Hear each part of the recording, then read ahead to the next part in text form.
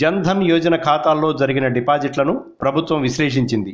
1,00,000కు పైబడిన డిపాజిట్లపై నిఘా సమాచారం ఆధారంగా పరిశీలన జరుగుతుంది. నవంబర్ 8 తర్వాత నుంచి విభిన్న వర్గాల ప్రజలు చేసిన నగదు డిపాజిట్లకు సంబంధించిన వివరాలను బ్యాంకుల నుంచి తెప్పించుకున్నాం. ప్రభుత్వ డేటాబేస్ల వద్ద ఉన్న నిఘా సమాచారంతో ఈ వివరాలను పోల్చి చూస్తూ విశ్లేషణ సాగించాం అని ఓ అధికారి తెలిపారు. లోతైన మదింపు తర్వాత ఈ వివరాలను ఆదాయపు పన్ను శాఖ, ఎన్ఫోర్స్మెంట్ డైరెక్టరేట్, ఇతర ప్రభుత్వ దర్యాప్తు సంస్థలకు పంపనున్నట్లు చెప్పారు. ఉగ్రవాద బాధిత రాష్ట్రాల్లోని బ్యాంకు డిపాజిట్ల వివరాలను సంబంధిత ప్రభుత్వ యంత్రాంగాలకు పంపినట్లు వివరించారు. నిఘా సమాచారం ఆధారంగా ఆదాయపు పన్ను శాఖ పలు చర్యలను చేపట్టింది. వీటిలో కొన్ని కేసులను సమాంతర దర్యాప్తు కోసం ఈడీ, సిబిఐలకు పంపింది.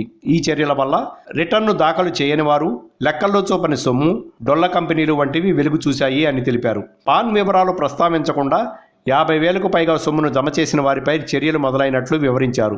ఈ చర్యల వల్ల రానున్న రోజుల్లో పన్ను చెల్లింపుదారుల సంఖ్య భారీగా విస్తరిస్తుందని చెప్పారు.